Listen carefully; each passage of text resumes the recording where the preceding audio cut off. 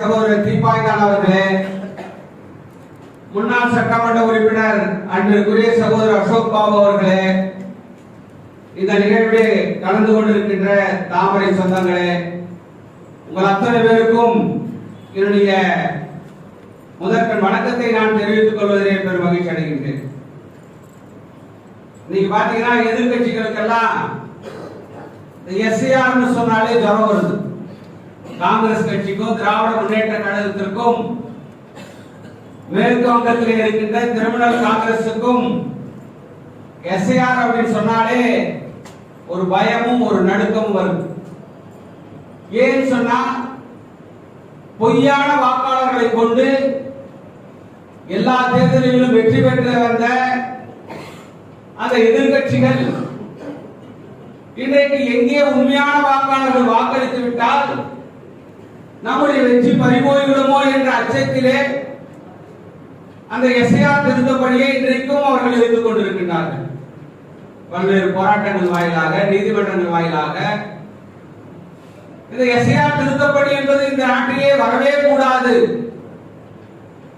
இன்றைக்கு எப்படி 2002 அந்த வாக்காளர் பட்டியல் இருந்ததோ அதே வாக்காளர் பட்டியலை வைத்துத்தான் இந்த தேர்தலை சந்திக்க வேண்டும் என்று அவர்கள் எண்ணிக்கொண்டு கங்கணம் கட்டிக் கொண்டிருக்கின்றார்கள்.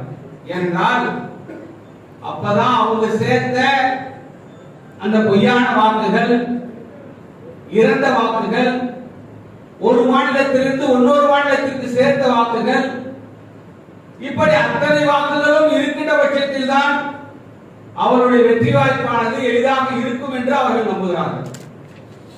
அதனால்தான் இந்த எஸ்ஐஆர் என்கின்ற சிறப்பு திருத்தப்பணியை அவர்கள் இன்றைக்கும் எடுத்துக் கொண்டிருக்கின்றார்கள். ஆனால் இந்த பணி ஏதோ பாரதிய ஜனதா கட்சி தங்களுடைய வெற்றிக்காக இந்த பணியை அவர்கள் செய்கிறது என்று ஒரு தவறான கணக்கை போட்டு இந்த பணியை நடைபெறக்கூடாது என்று நினைக்கிறார்கள்.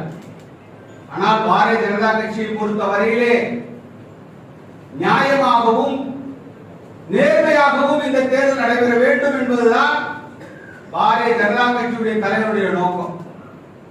அதற்காகத்தான் இன்றைக்கு உண்மையான வாக்காளர்கள், இன்றைக்கு உண்மையான மக்கள் பிரதிநிதிகளை தேர்ந்தெடுக்க வேண்டும்.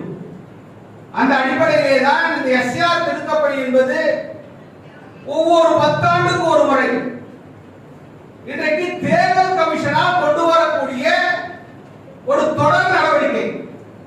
நீங்க ஏதோ திடீர்னு தேர்தல் வருது, இந்த மாநிலத்திலாம் தேர்தல் வருது, இந்த மாநிலத்திலாம் எஸ்ஐஆர் திருத்தப்பணிகளை செய்யுங்க